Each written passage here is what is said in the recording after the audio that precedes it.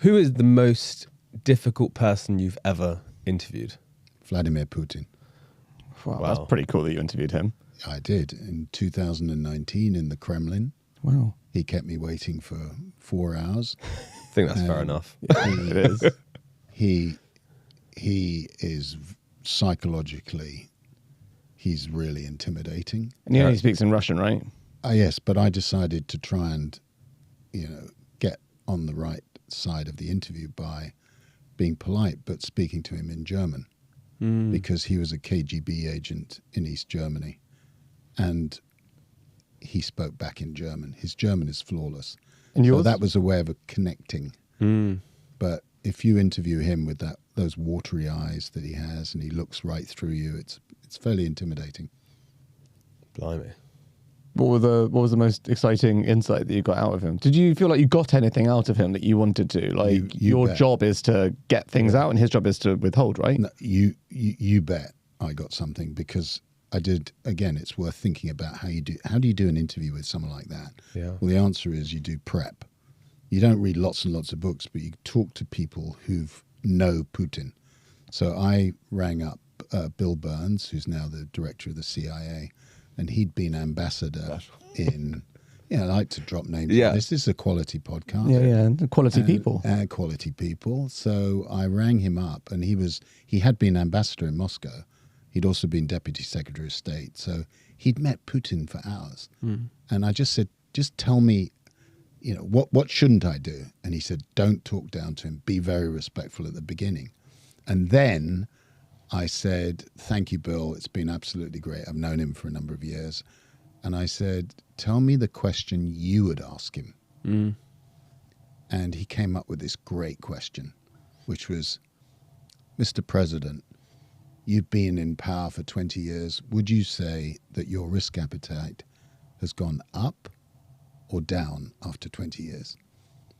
So this was translated, it was consecutive translation.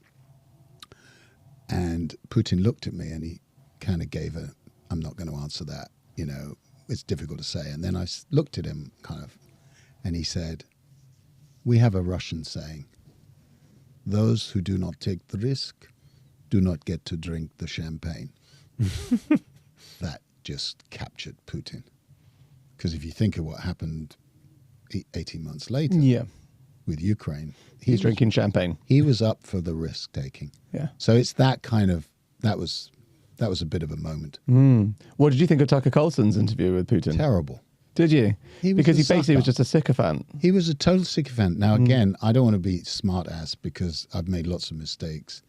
But this interview that I did with Putin was probably one of the highlights of my career. And I did bring my colleague Henry Foy, who's now the Brussels bureau chief. He was the West Moscow correspondent, and he was useful. He was with me.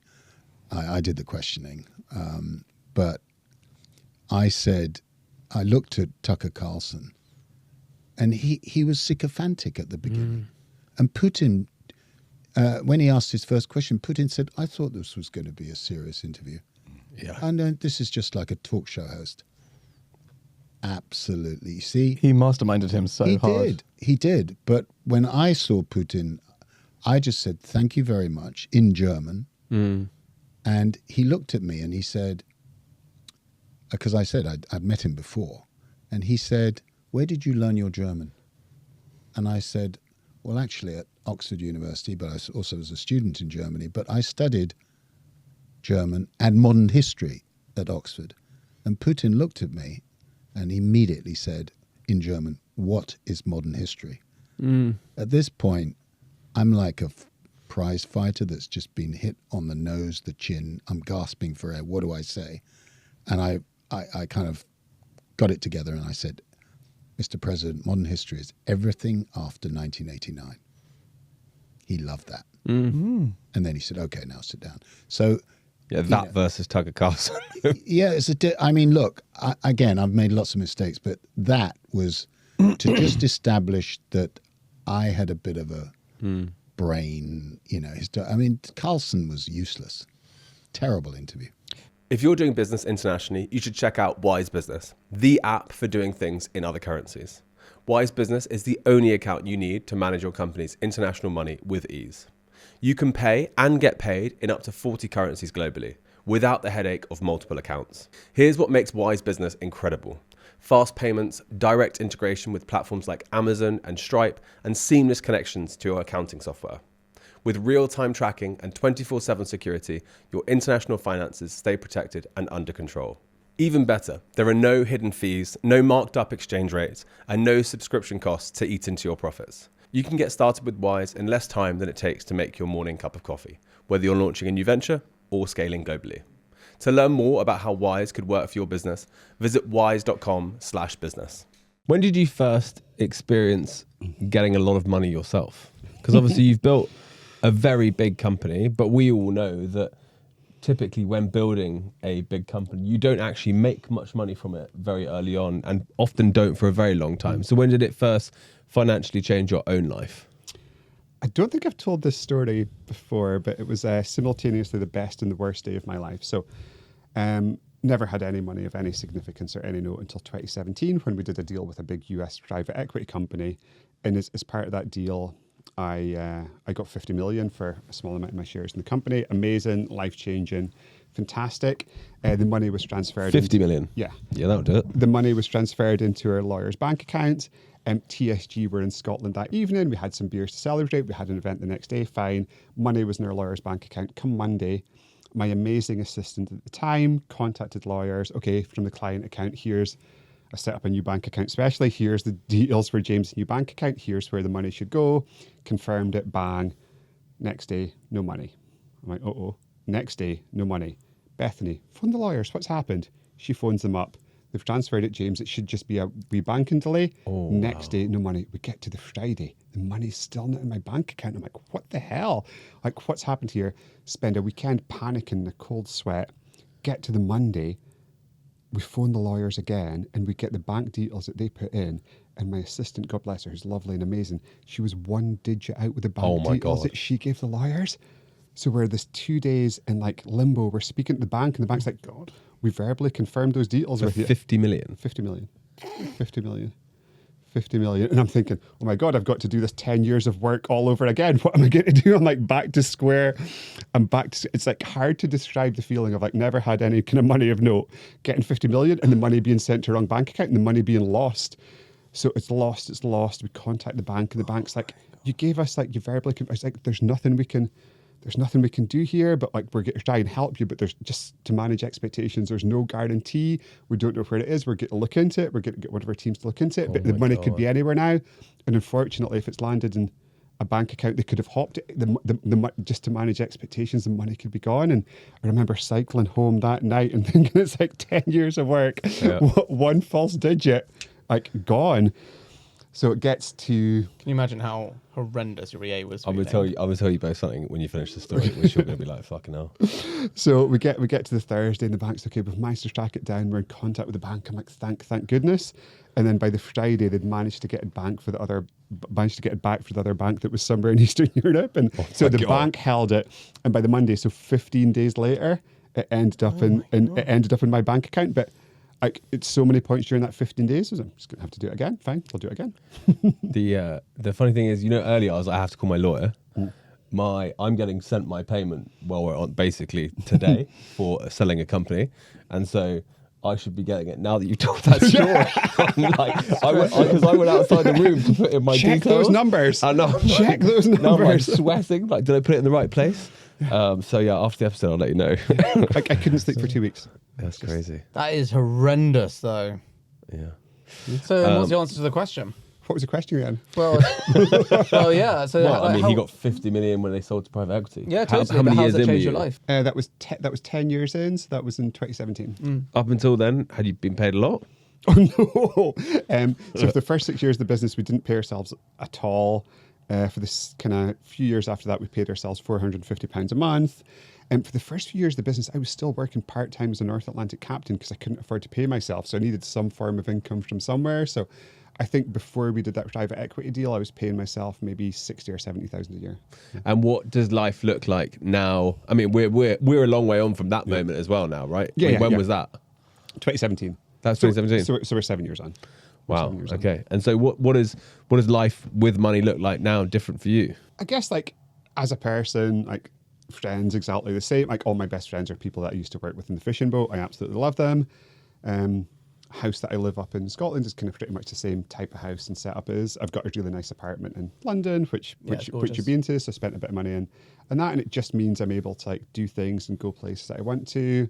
It means I'm able to invest in things that I'm passionate about, like my own health, the health and wellness of my family, and means I'm able to kind of invest in other businesses and try and help them in their journey as well. So it's been massively positive, and I'm very grateful to have built a business and been able to take some money off the table. But I think there's a kind of old saying that kind of money just makes you more of the same of what you were before. So if you're an asshole before, you're even more of one. If you're a kind person before, you're even more of one. So I don't think it's changed that much. And I think that philosophy I had in those kind of 2 weeks when I thought the money was lost, it's like, we'll just do it again. I think there's like a skill set, there's like an ambition. So I'm never kind of too bound to money, and maybe it's a bit too much faith in my own ability or something, but I kind of would back myself to start something again and build something again and be able to monetize that again, which means, okay, there's money, but hey, we can make more money if we need to. Want to know what kills big deals faster than anything? Security compliance. Honestly, it's a headache, and I don't know anyone who likes doing it. But there is a solution.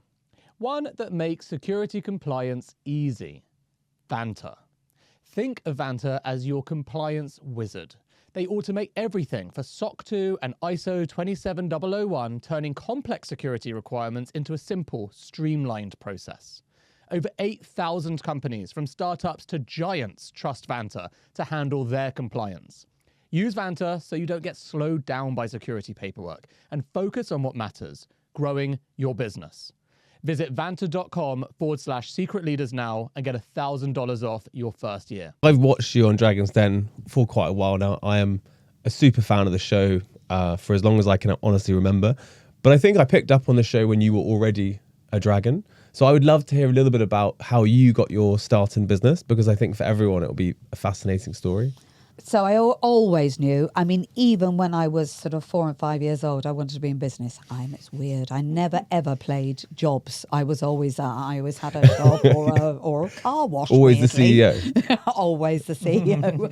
So I always knew it. It was absolutely, and I think it's the independence. I want to make my own decisions, whether they're right and I can take, get the benefit of that, or whether they're wrong and I take responsibility for that. So I think I always knew I was going to do it.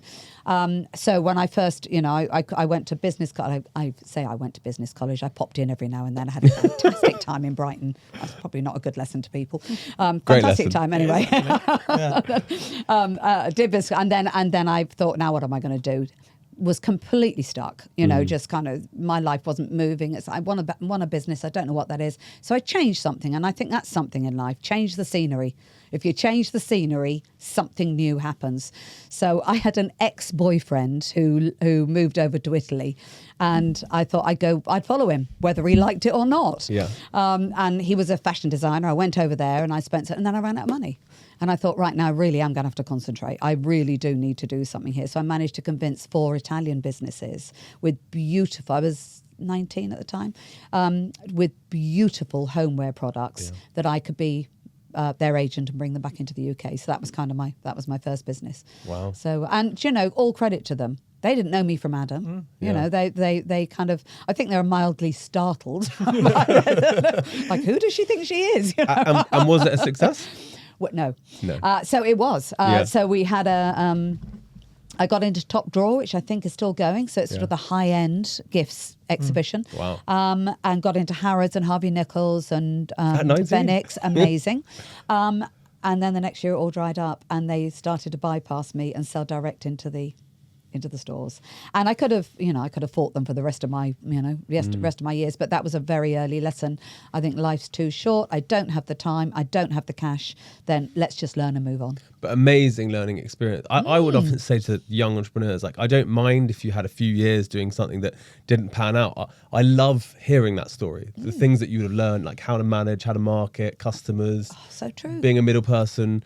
I'd do it all again. I'd make the same mistakes again because it all goes into your toolbox, doesn't it? All that stuff you learn, you think, I didn't like that. What did you use those lessons for? What did you do next? So the next thing, and that came out of Italy. So I'd seen Stefanel, fashion business in Italy, and was literally walking down Knightsbridge High Street and saw a Stefanel. I thought, oh, I wonder if they're coming into the UK, and I wonder if they're franchising. So I must have been 20, maybe 21. Went in. As it happened, their head office was downstairs. And I said, oh, is whoever's in charge of franchise? You can franchise. And they went, oh, yeah. I know. Whoever's in, can I meet them? Yeah, he's here. And I met him. Amazing guy. He let me have a, he said, yeah, no, we're doing franchising. Yeah. And so I had a friend down in Taunton with a shop that was doing next to nothing. And I said to him, how about we do a Stefanel franchise together? And we did. One of the first Stefanel franchises in the UK. And again, all credit to Carlo Magello. Carlo Magello, thank There we goodness. go. He used to be head of Fiorucci, and then he moved into Stefanel. So he was the CEO, and he happened to be, and I was, it was just luck. I just walked into the shop, he was there, and he said, yeah, no, we can talk. It's amazing because that's a very much the Wayne Gretzky thing of you miss 100% of the shots you don't take. That's just like you, well, I'm going to just walk in there right now. I'm going to talk to that person. They're there or not. Give it a go. A lot of people in those situations, definitely myself included, have been like, no, it's probably not. Then just walk on. And those are important moments. They're important moments. But I also think it's the, I didn't know what you weren't supposed to do. Do you know what I mean? I think we do filter, we kind of filter out and think, well, that's not normal behaviour. You wouldn't do that. But I think some of the best moments that have happened to me have been the ones where I've just thought, well, I'll just go for it. Just give it a go. It's in the early part of your career, the naivety to not know, naivety. I, similar to you, my first business was an agency business. I used to just walk into big offices, trick my way in and go in and say hello. And you'd win some of your biggest clients. And so I think a lot of the time when I look back, would I have started the business I'm running? It's like, it's hard work. And to get here has taken so much personal, toil and trouble. But the naivety, I think, is almost the brilliance. So I say to people, just start, even if you don't know the answer, because you'll find out. You'll work it out. Totally agree. So where does all this franchise, gumption, energy, where does that lead you? You mean what happened next? Yes, that's a better way of asking it. So then I didn't suit the franchise model. It had way too many rules. And I felt like I was making a lot of money for the franchisee. And credit to them, they, Carlo put a lot of faith into me, but it wasn't working for me. So I sold out to my partner, and then I set up a prize bingo in Butlins in Minehead. I love your faces. I've been there. I've been to that. so funny. Yeah, I have. Yeah, randomly. Wow. I've just watched you on telly for so long, and it's so fun to have the story. I love it. Yeah. I am a jolly good bingo caller, if ever you need that one. right? Got something to fall back on? Yeah, if the den doesn't work. Yeah, bingo and Butlins was not what I was expecting. No, from you, bingo. To be honest, bingo was a fantastic lesson because you are directly. It was the prize bingo in Butlins as you've been there. Yep. As you walk through to the amusement arcade, the amusements. So that was mine. Really successful, one of the busiest in the country, and made really, really good money. But boy, do you learn some lessons. Your customer is sat there and they are quite prepared to tell you if they're happy with you or not happy with you.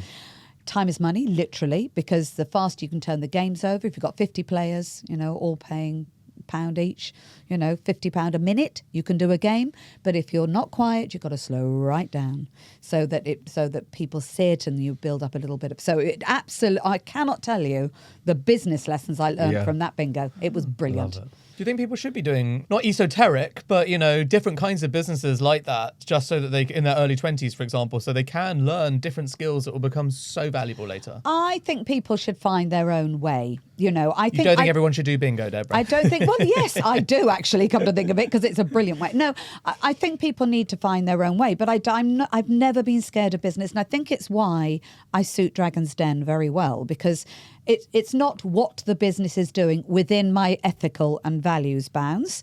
It's more about, can I understand this business? Do I understand why it would succeed? And what can I add to it? But it's not like, oh, no, I wouldn't touch manufacturing, or I wouldn't, because I've never walked into anything that I've struggled with over a period of time. Obviously, when you first get involved, you need to learn some of the fundamentals. But, generally, I've just been, well, why not? So we go from bingo in a Butlins. Oh gosh. Then there was a. Gosh, when I lay it out in front of me. I'm already glad I asked the question because this is even funnier to her than bingo, so it's going to be good. I'm excited. To be honest, I can't remember most of it. But, but I had a stationery shop called Choice. That was a bit like, do you remember when Paper Chase first came out? Mm-hmm. So, you know, it was one of sort of all the really cool, trendy stationery shops. I had a stationery shop in Taunton. I love it. And then I went into the family business, which was amusement arcades in Butlins, and their holiday park operations, and I literally started. No, there I went in as operations director. My parents, who had already had successful businesses, got to the age where they were saying, "Look, you know, we're either going to bring in professional managers or is it something you're interested in doing?" So it was kind of make my mind up time. And I think as a younger person, I'm glad I didn't go straight into that business because they stole me as a little girl who never tidied up her room. Yep. And used to bring back £50 ponies, that type of thing. And then I decided, actually, I am interested in this business. So I went back and went into the amusement arcade business, recommended we sold out of that, and which we did, and then moved into the holiday park business. Amazing. And I that's might have missed some stuff along the way, but at the moment, the that's holiday it. park business is where you had first The real big success. financial success. Yeah. Right. Well, the holiday park business was where I got myself hocked up to the eyeballs doing a management buyout with my parents. And that's Yeah. the moment I woke up one morning thinking, oh my God,